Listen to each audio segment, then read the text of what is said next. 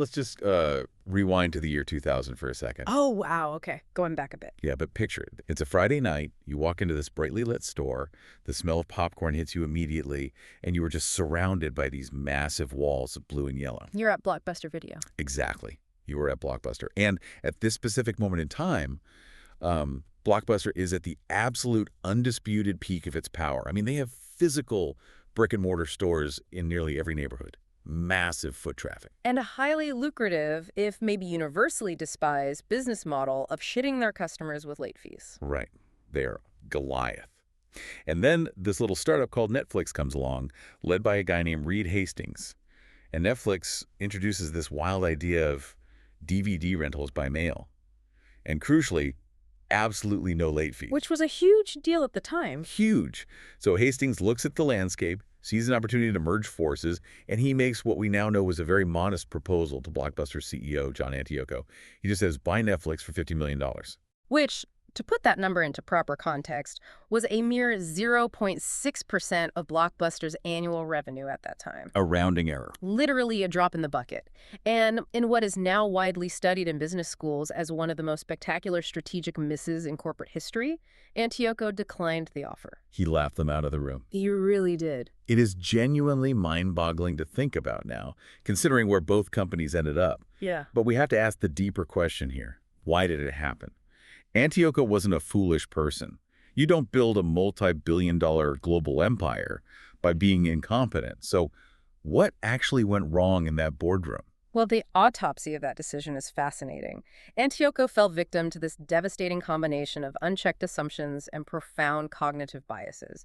He was completely, unshakably confident in the brick-and-mortar model. The sunk cost fallacy, right? Exactly. His mindset and the mindset of his board was very much rooted in that sunk cost fallacy. They had invested billions in physical real estate. The thought process was, if it ain't broke, don't fix it. Just look at our balance sheet. But in doing so, he failed to account for two massive shifting tectonic plates in his strategic thinking. First, he ignored a rapidly growing consumer demand for sheer convenience. People hated driving back to the store to drop off a tape. Yeah, returning a tape was the worst part of the weekend. And second, he entirely dismissed the nascent underlying potential of streaming technologies, which Hastings was already anticipating. Right. By the time Antioco woke up and realized Blockbuster was sitting on a ticking time bomb, eventually trying to execute this desperate pivot by proposing a $200 million investment to create Blockbuster Online, plus another $200 million just to eliminate those late fees, it was simply too late.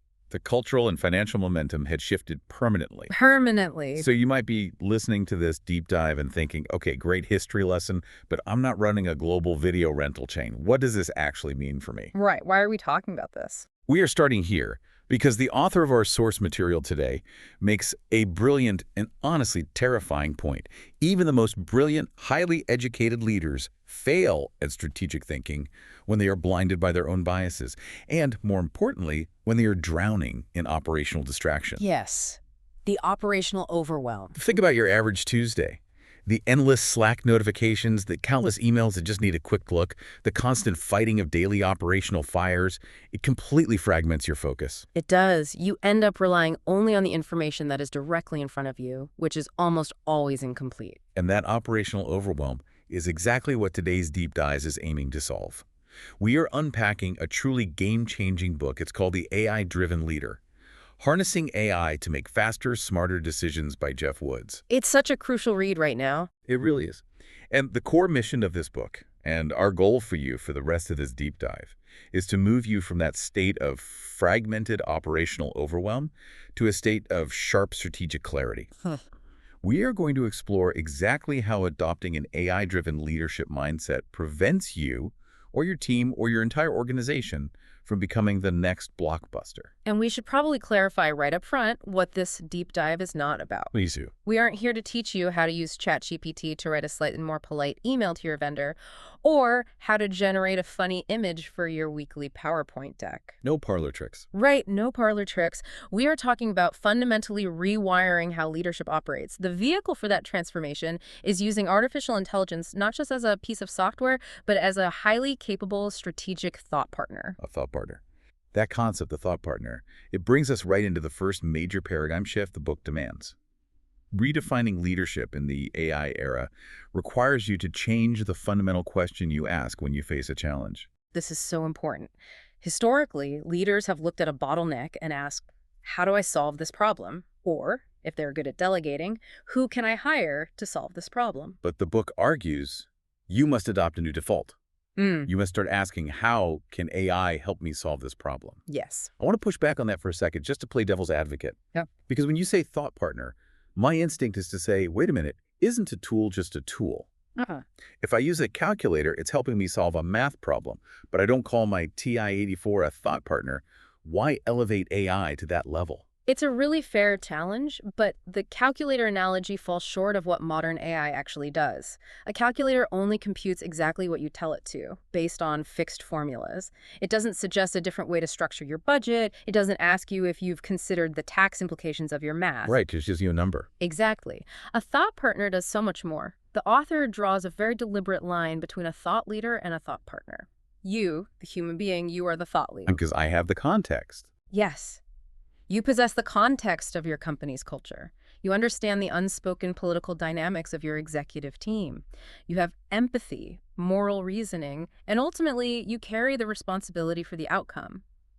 The AI is the thought partner. It has the capacity to instantly process millions of data points, simulate dozens of strategic scenarios, and actively challenge your inherent biases. Okay, so the fear a lot of people have that if I rely on AI, I'm just getting lazy or outsourcing my job is unfounded, according to the book. The book actually heavily stresses the profound danger of what it calls abdicating thought leadership. You never, ever outsource your judgment. If you just type, write a marketing strategy for my product and copy-paste the result, you aren't leading, you are abdicating. You're just taking dictation from a machine at that point. Exactly. The AI-driven leader uses the technology to pressure test their ideas, to gather comprehensive data, and look around blind corners. But the final call, the actual decision to allocate budget or hire a team, that relies entirely on your human context. You are blending your irreplaceable human instinct with massive, unprecedented processing power. That reframing helps dismantle a lot of the limiting beliefs people hold. Because let's be real, people tend to fall into two camps right now. They either see AI as this existential, Terminator-level threat that's coming for their livelihood, or they see it as a cheap parlor trick that hallucinates facts. Yeah, there isn't much middle ground for a lot of folks. Woods is basically begging the reader to step out of both of those camps and view AI as a powerful, non-judgmental ally. It's not here to replace the essence of what makes you a good leader. It's here to amplify it. And when you embrace that amplification, the book outlines 3 massive immediate problems that this technology solves for leaders across the board. The first is the fundamental struggle of turning data into decisions. Oh man, paralysis by analysis. Exactly. Think about the modern executive. They usually suffer from one of 2 extremes. Either they are drowning in an overwhelming flood of dashboards, metrics, and reports paralysis by analysis, or, ironically, they lack enough of the right data to make a truly informed choice. So how does AI fix that? AI acts as a supremely intelligent filter. It can ingest that mountain of noise, pinpoint the signal, and reveal hidden patterns in seconds that might take a human team of analysts weeks to compile. Which perfectly sets up the second big problem it solves. Using that newly filtered data to make better, faster decisions. The book gives a phenomenal example regarding mergers and acquisitions. Yes, the M&A space is ripe for this. Let's say your company is considering acquiring a smaller competitor to expand market share.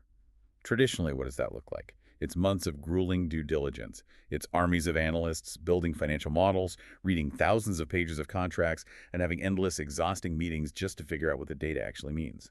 The human capital expenditure is enormous. It's just massive. But with AI as a thought partner, the dynamic shifts.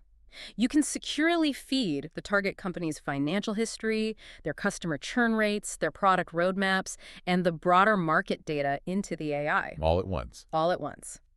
In a matter of minutes, the AI can cross-reference all of that and spot potential anomalies, say a strange correlation between their Q3 marketing spend and a drop in long-term customer retention. Wow. Right. What this does is elevate the human conversation. Instead of your executive team spending 3 months just collecting and validating the data, they spend their time having a highly informed strategic debate about the actual trade-offs and risks that the AI uncovered. You collapse the timeline of discovery. Let's bring that down to earth, though, for someone who isn't buying out a competitor. Let's say you're a mid-level manager trying to decide between three different software vendors for your department. You have three massive PDF proposals, pricing tiers, and feature lists. You could spend your whole weekend reading them. Or you dump them into your AI thought partner. Exactly. You dump them in and say, cross-reference these three vendors based on my department's specific need for remote collaboration, and highlight the hidden costs in their pricing tiers. You've just saved yourself 15 hours of grunt work. That's a perfect everyday application. And it leads directly to the third immediate problem AI solves: content creation. But we need to think about this strategically, not just administratively. Right. Again, not just writing a blog post. No. It's about seamlessly transforming your complex, high-level thoughts into structured, easily digestible communication. Whether you are drafting a nuanced proposal for the board, structuring a company-wide memo regarding layoffs where empathy and exact phrasing are critical, or taking messy, raw meeting notes and turning them into a polished, strategic brief with clear action items. It's the ultimate cure for staring at a blinking cursor on a blank screen. AI removes the massive friction that exists between a leader's strategic intent and the actual execution of that intent in written form. Exactly. To help leaders master all of this, Woods structures the book into three main phases. Part 1 is about redefining your leadership, which is the mindset shift we've just established. Part 2 is about becoming an AI-driven leader, where we learn the specific, actionable use cases. And Part 3 is about building an AI-driven organization, which explores how you actually scale this culture across your entire team without triggering a mutiny. So let's dive right into Part 2 and unpack what the author calls the power of prompts and personas. This is where the theoretical becomes highly practical. The foundational, non-negotiable rule of this entire section is simple. The quality of the AI's output is entirely 100% dependent on the quality of your communication with it. Yes. The author states, and this is a quote you should probably write on a sticky note and put on your monitor, "The questions you ask yourself determine your future. They guide your focus, which guides your actions, and ultimately your results." That is profound. And to really illustrate the weight of that, the book introduces us to a CEO named Brian. Now, Brian's situation is one a lot of leaders can relate to. He had just stepped into the top job at a company that was in full-blown turnaround mode. A very stressful place to be. Incredibly stressful. Yeah. The pressure from his board of directors was sky high. The cash reserves were terrifyingly low. And the constant drumbeat from his investors, his team, everyone around him was that classic corporate mandate: do more with less. Oh, that phrase, do more with less. It is a classic trigger for operational overwhelm. When a leader is placed in a high-stress survival state like that, their psychological focus naturally narrows. They enter fight or flight mode. They start putting out fires instead of looking at the map. Precisely. Yeah. They start asking very small, highly reactive questions. How do we cut 5% from the marketing budget today? How do we squeeze more hours out of the sales team this week? So how does the thought partner come in here? What an AI thought partner allows you to do is forcefully step back and reframe these high-stakes scenarios. The book introduces this incredible concept of giving the AI a specific persona to help you navigate these blind spots. And the first persona we absolutely have to discuss is the challenger. Oh, I was so eager to get to this. Using AI as the challenger is, frankly, an exercise in setting your ego completely aside. It means explicitly commanding the AI to actively stress test your thinking, to ruthlessly uncover the downsides you might be blind to, and to reveal the non-obvious second-order consequences of your brilliant plans. And there is a phenomenal case study in the book about a leader named Florian who did exactly this. Break that down for us. What did Florian do? So Florian was developing a new strategic decision-making training program for his executive team. He thought he had a pretty solid framework, but instead of just launching it, he used the challenger persona. The setup for this is incredibly simple, but highly effective. You open your AI platform and you literally type, "Act as the challenger. I am going to present a strategy. Your job is to stress test my thinking, make sure I see the downside. Ask me one question at a time to expose my blind spots." I love that final instruction. Yeah. Ask me one question at a time. It prevents the AI from just giving you a massive bulleted list that you'll just skim and ignore. It turns it into an actual dialogue. Right. So the AI steps into this challenger role, processes Florian's initial plan, and it asks him, given the complex nature of strategic thinking and decision-making, how will you ensure that the AI-generated content in your training is not only accurate, but also sufficiently deep and nuanced to effectively train employees in these critical skills? A great question. Very fair. Now, Florian is feeling pretty confident. He smiles, types back, I would provide specific business examples for decision-making. This will help train the model and make it real for them. And this is where the AI proves its worth. It doesn't just say, "Great idea, Florian." It processes his response, analyzes the logical gaps, and hits back with a highly sophisticated follow-up. Exactly. It asks, how will you address the potential gap between perceived confidence and actual competence in strategic decision-making? How will you ensure the training translates into measurable improvement in performance rather than just making people feel good? Boom. Florian actually admitted that this follow-up stopped him dead in his tracks.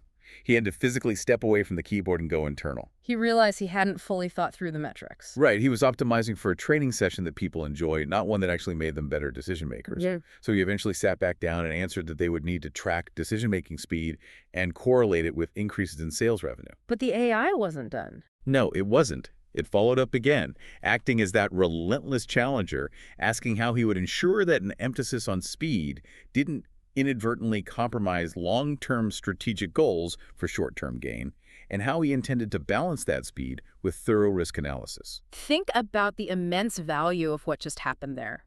This interaction exposes vulnerabilities in Florian's plan before it ever reaches his team, his board, or his clients. It forces him to defend his underlying logic in a completely safe, private environment.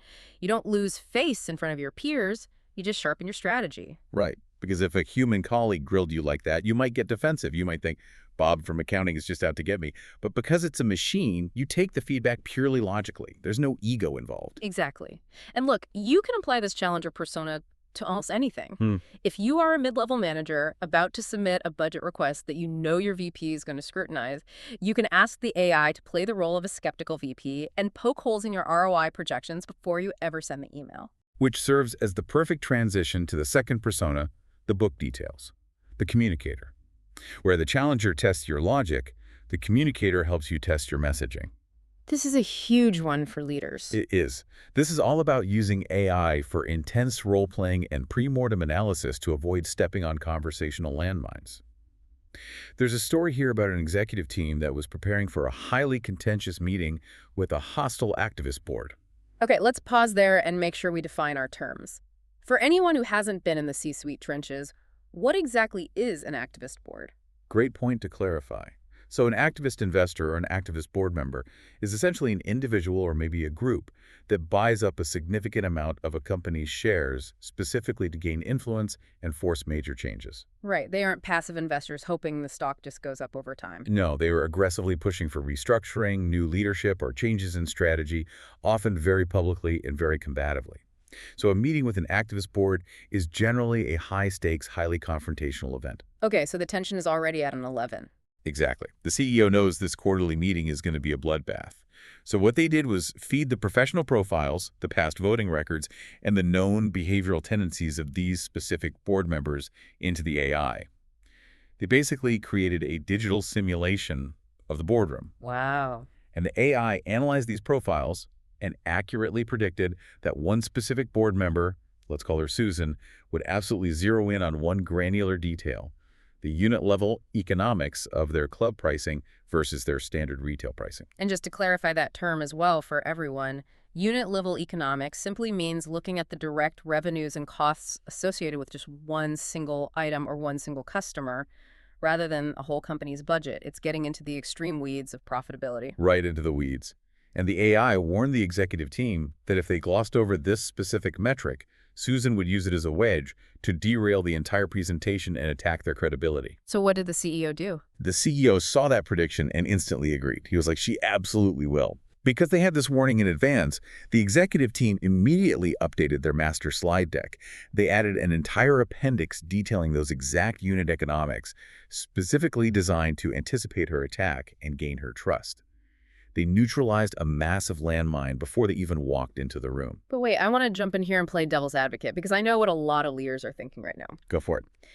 If I'm a CEO or even a regional manager and I start taking highly sensitive proprietary information like the psychological profiles of my board members or confidential pricing strategies and I just dump that into a public AI tool like ChatGPT, aren't I risking a massive corporate data leak? Am I going to get fired for breaching confidentiality? That is the exact right question to ask, and it is a massive concern.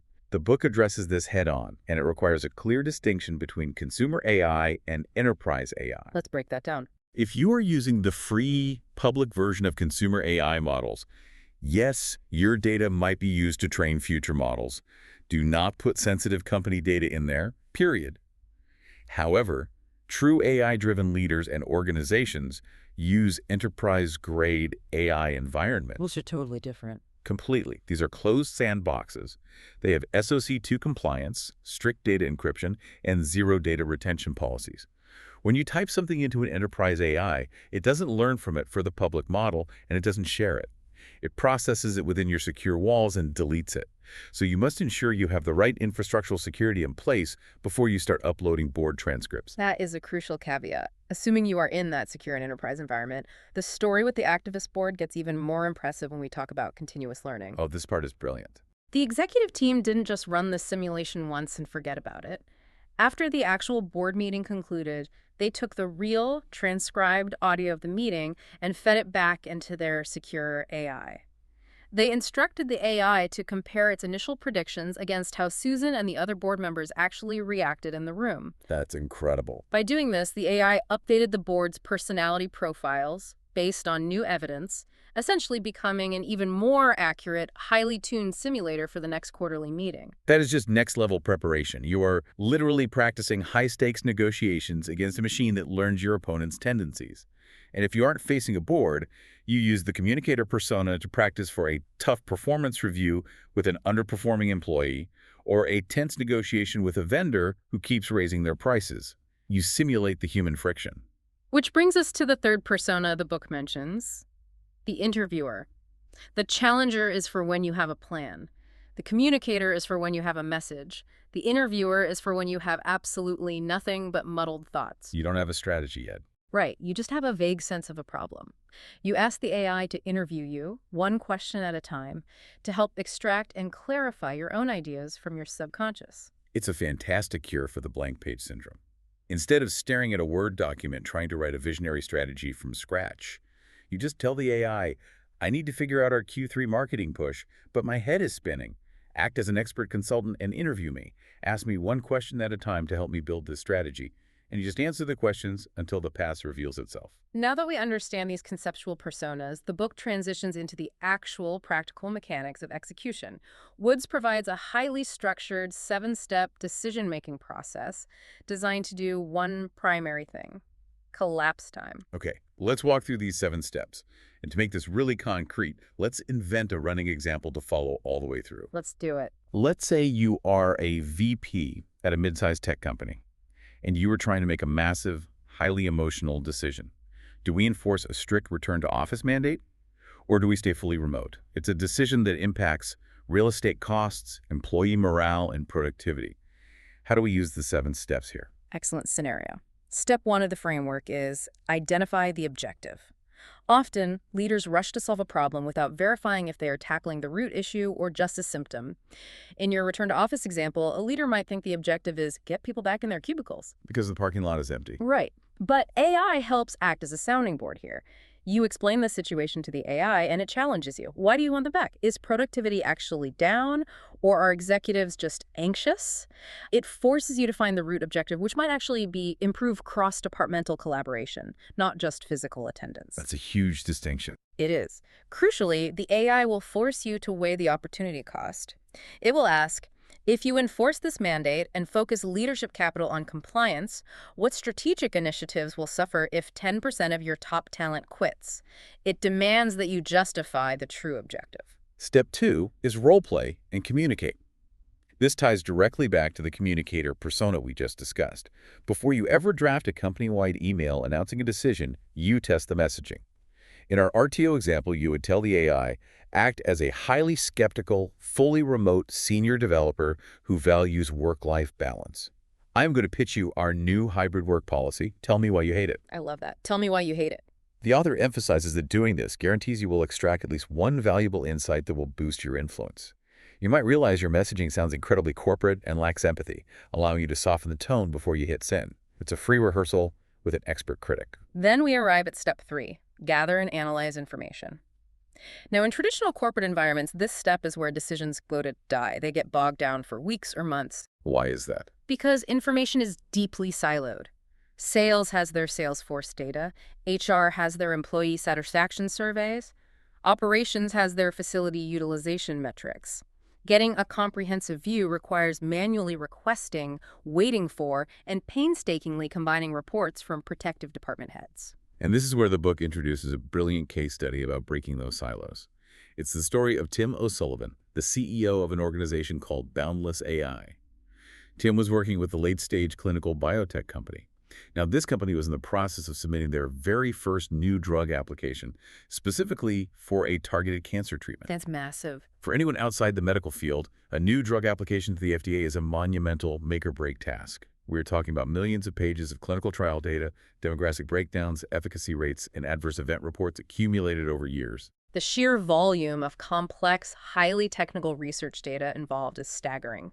Traditional methods of gathering and analyzing that data to make strategic commercialization decisions, like determining which specific patient demographic to target first for the highest chance of approval, would take armies of data scientists and countless hours of cross-referencing. So what did Tim do? Tim used AI to completely obliterate those data silos. By feeding the massive amounts of complex, disparate research into a secure enterprise AI, he was able to instantly cross-reference clinical outcomes with market demographics. He collapsed the time needed to turn that raw data into actionable, strategic decisions. It took what normally takes weeks or months of manual human labor and reduced it to minutes. Bringing that back to our return to office example, Step 3 means you don't have to wait a month for HR and IT to compile their reports. You securely upload the raw badge swipe data from the building, the raw output metrics from your engineering team's GitHub, and the raw text from the last 3 employee surveys. You ask the AI to find the correlations. Are the teams coming in 3 days a week actually shipping code faster than the fully remote teams? The AI analyzes the cross-departmental data instantly, giving you a factual baseline, not just gut feelings. Which brings us directly to Step 4. Develop options and make a decision. This is about evaluating the upside and downside of your potential paths. And for you listening right now, we want to give you the exact actionable prompt that Geoff Woods provides in the book for this specific step. If you are driving, remember this or pause and write it down later. Yes, this is the gold. You tell the AI, I need to make an important decision. I'm considering these 2 options. Your task is to evaluate the upside and downside of each potential solution and explain which you'd recommend and why. That prompt is incredibly effective because it is highly directive. It forces the AI to be definitive rather than just giving you a wishy-washy, well, on the one hand, summary. It demands a recommendation and a rationale. So for our RTO example, the options are Option A, mandate 3 days in the office. Option B, remain fully flexible remote. The AI lays out the financial savings of Option B against the potential collaboration boosts of Option A and makes a case. But here, we must reiterate the golden rule of the thought partner methodology. The AI recommends, but the human thought leader decides. You take that AI recommendation, you weigh it against your own intuition, the unspoken cultural fabric of your company, and your stakeholder expectations. Then, and only then, you make the final call. Once that call is made, you move to Step 5. Plan the implementation. Anyone who has ever managed a project knows how much time is wasted just building the initial framework. The Gantt charts, the task assignments, the communication timelines. With AI, you can instantly draft a 50 to 60% completed project model. Just like that. You just tell the AI, I have decided to implement Option A, a 3-day-a-week hybrid schedule starting in 60 days. Generate a comprehensive implementation plan, including communication milestones, IT hardware audits, and HR policy updates. Now, a skeptic might ask, but doesn't AI hallucinate? What if it gives me a terrible plan with totally unrealistic timelines? And the answer is, yes, it might. That's why it's only a 50 to 60% draft. Right, it's a starting line, not a finish line. Exactly.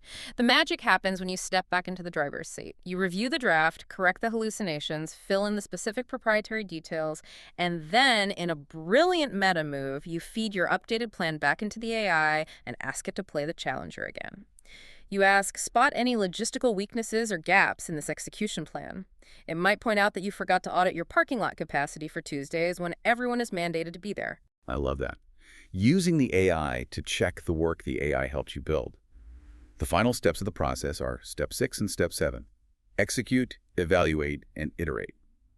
And applying AI here requires a very specific, somewhat painful shift in leadership Oh, psychology. it really does. Let's be honest. Many leaders tie their personal ego, their reputation, and their sense of authority simply to the act of making a decision. They plant their flag. Once the decision is made, they feel their primary job is done, and they just demand execution. If the strategy starts failing, their ego prevents them from pivoting. They fear that changing course means admitting they made a bad call. It's the classic trap of executive hubris. Nobody wants to admit their grand, sweeping strategy was flawed. But AI-driven leadership fundamentally shifts the focus away from being right to maintaining a continuous improvement loop. The AI doesn't have an ego. It doesn't judge you. It acts as a completely objective partner. As you execute your plan, you continuously feed the ongoing performance data back to the AI to track progress against your initial goals. Going back to our RTO example, let's say 3 months in, the AI points out that while badge swipes are up, engineering output has actually dropped by 15% and voluntary turnover has spiked. Ouch! Yeah, that hurts. If you are relying on human analysts, they might be terrified to deliver that bad news to the CEO who championed the RTO mandate. They might massage the numbers. But the AI just gives you the raw truth. And because it's a machine, you don't have to hide your disappointment out of shame. You don't have to pretend everything is fine. Exactly. You simply ask the AI, okay, the data shows this isn't working as intended. Help me identify strategies to bridge the gap or gracefully pivot the policy without losing leadership credibility. It completely de-risks the emotional side of course correction. That emotional de-risking is a profoundly liberating concept for a leader carrying a heavy burden. Okay, moving deeper into the book, Section 4 tackles one of the most persistent, universally frustrating headaches for any executive or manager: strategic momentum and balancing the demands of the short term with the vision of the long term. It is the ultimate tightrope walk. There is this constant crushing pressure from investors or upper management to hit quarterly numbers, to slash costs, and to boost immediate efficiency.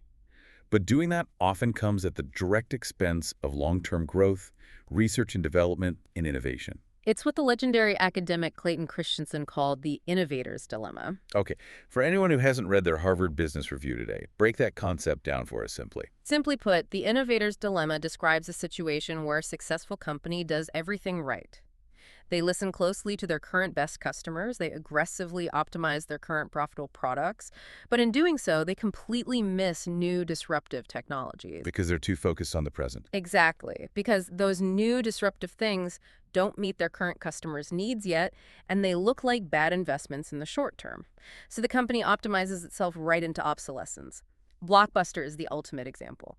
What's fascinating here is how an AI thought partner helps navigate this exact tension. How so? Walk us through that. When you are forced by your board to make a short-term optimization, let's say you have a mandate to reduce headcount in your customer support department by 20% to save cash this quarter, you can use AI to simulate the long-term compounding outcomes of that specific cut. You ask the AI to model the data.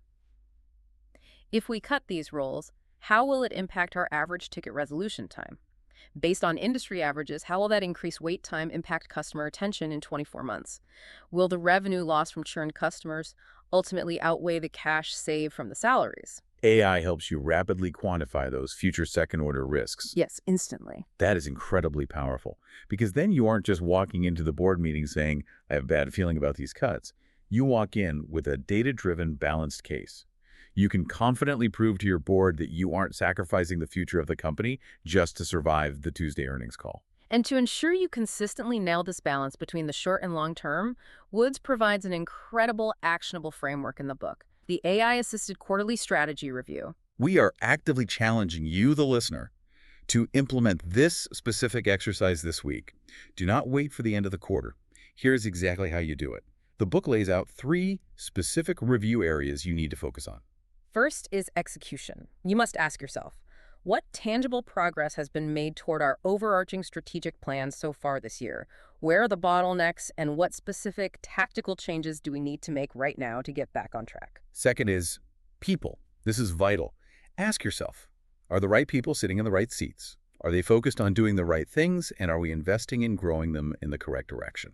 Third is technology, you ask. How can we harness new technologies, specifically AI, to help our people do higher quality, deeper work in a fraction of the time? How can we increase our operational efficiency, and ultimately, how does that translate into delivering more value to our end customers? Here is the actual process for the exercise. You block out an hour on your calendar, you sit down, open your enterprise AI platform, and you organize your raw thoughts around these three areas: execution, people, technology. You literally type out your answers, brain dump style, into the prompt. Just get it all out there. Exactly. And then you ask the AI for brutal, unvarnished feedback. You tell it, act as a top-tier management consultant, review my assessment of these three areas, find the logical holes in my thinking, identify what I am overlooking, and finally synthesize all of this and give me a prioritized list of the absolute top three things I must focus on for the next 90 days to maintain strategic momentum. It is a tremendous clarifying exercise. It's like having a McKinsey partner sitting at your desk, available on demand for free. But realizing that value leads us to the final major section of the book, building an AI-driven organization.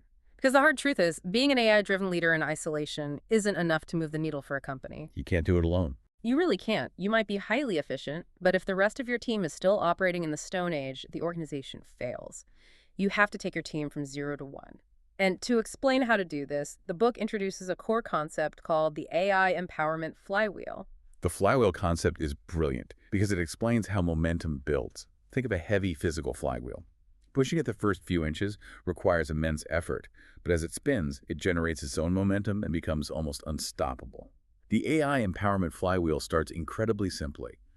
It begins with changing that core question we mentioned at the very beginning of this deep dive, shifting from "how do I do this?" to "how might AI help me do this?" That simple, deliberate shift in daily awareness leads directly to action. You start trying things. That action leads to practicing quality communication, which in this context means learning how to write better, more precise prompts, like the challenger or the interviewer. And that improved quality of communication inevitably leads to much better, highly useful results.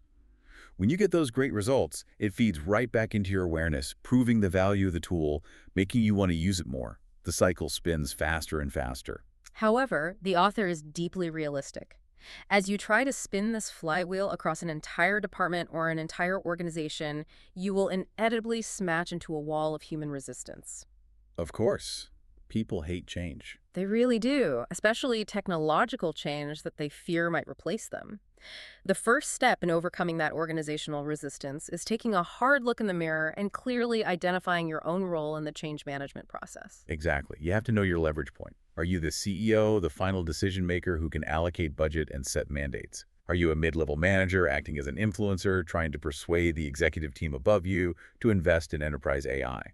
Are you a champion leading the charge on the ground, or simply an individual early adopter trying to prove the concept in your own workflows? Geoff Woods actually shares a great, highly vulnerable personal story about this in the book. He realized that trying to weave AI into his own company's products, services, and daily workflows felt incredibly daunting. He was looking at it as this massive, complex, 3-year timeline of change management. And he felt that way mostly because he was trying to figure it all out in isolation, playing the role of the solitary visionary. You're carrying the whole burden. Exactly. And the solution he found is universally applicable, whether you manage 3 people or 3,000. You have to grow together.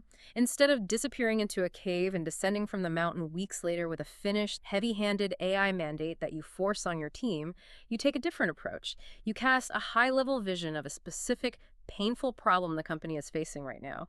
You suggest that AI might be a powerful tool to help solve it, and then, crucially, you invite your team members to become authors of the solution. The psychology behind that is bulletproof. People will fiercely support what they help create. When employees feel they have authorship and ownership over the integration of the technology, when they are the ones discovering the prompts that save them time, their natural resistance plummets. But you still have to navigate the structural, real-world risks. The book acknowledges 3 big hurdles that kill AI adoption in companies. Let's lay those out. First, limited executive support. If the C-suite isn't actively on board and modeling the behavior, adoption at the middle layers will crawl to a halt. Second, inadequate infrastructure. We touched on this earlier with data privacy. If your internal data is a disorganized mess or your tech stack is outdated and unsecure, an AI thought partner can't help you scale. It will just hallucinate based on bad data. Garbage in, garbage out. Precisely. And third, low stakeholder readiness. If your team is fundamentally terrified of the technology or simply hasn't been given the time to learn how to use it, enterprise AI just becomes an expensive line item on the budget, the greatest tool that no one ever touches. So how do you clear those hurdles? The book's solution is highly strategic and very pragmatic. Don't try to boil the ocean. Don't start by trying to overhaul your core revenue-generating product with AI. That is too risky and invites too much pushback. Start by focusing purely on internal employee productivity. Yes.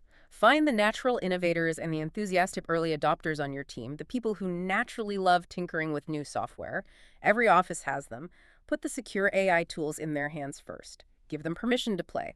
Let them use it to eliminate their own most hated, low-value administrative tasks. This is how you build an undeniable business case.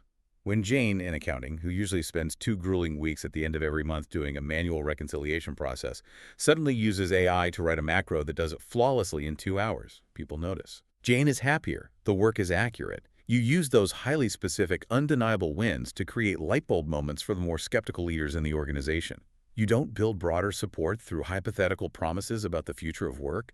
You build it through undeniable proof of increased productivity today. As we look to wrap up this deep dive, it is absolutely vital to pull all of these practical tactics, the personas, the 7 steps, the quarterly reviews together into the broader philosophical shift that the book so passionately advocates for. Woods argues that we are collectively, right now, moving away from an industrial mindset that has governed business for a century. And what a century it was. The industrial mindset was fundamentally based on static efficiency. The rule was, learn a specific skill once in your 20s and then apply that exact same skill forever until you retire. It was a system that, frankly, treated human beings like biological machines. It asked complex, creative people to sit in cubicles and perform repetitive, robotic, soul-crushing tasks day in and day out. We are rapidly transitioning into the AI-driven mindset, and the core tenet of this new era is learn constantly and thrive continuously. The book makes it very clear, and we want to echo this. AI itself is not inherently good, nor is it inherently bad. It is a piece of technology. It is a tool. The impact it ultimately has on our society and our workplaces is entirely dependent on the humans who are harnessing it. The AI train has officially left the station. Wishing things could go back to the way they were in 2019 is a losing strategy. Resisting this technology won't stop it. It will only ensure you are left behind. This book is a massive, urgent call to action to get in the driver's seat and ensure this technology is used deliberately to enhance humanity, not diminish it. Which brings us to the final and perhaps most profound question the author poses at the very end of the book. I love this part, and I want to address you, the listener, directly for a moment as we close. Think about your average work week right now. Really picture it. If you spend the vast majority of your precious time on Earth sitting in pointless status meetings, answering endless chains of trivial emails, and grinding through low-value repetitive tasks, have you ever really been you while doing your job? Have you ever actually utilized your full capacity? As you transition into becoming an AI-driven leader and you begin to implement these frameworks, the actual physical tasks you focus on day to day will fundamentally change. The way you invest your time will shift dramatically. But this technology doesn't change who you are. In fact, it is the exact opposite. By finally offloading those robotic administrative tasks to an actual machine, you are creating the necessary breathing room to bring your true, uniquely human self to your work. You finally have the margin and the space for deep empathy with your team, for complex moral reasoning in your decision-making, and for true visionary strategy that moves the world forward. So the ultimate question you have to ask yourself as you log off today isn't just what can you do with AI? The real question is, with all of this newfound time and strategic clarity, who can you become?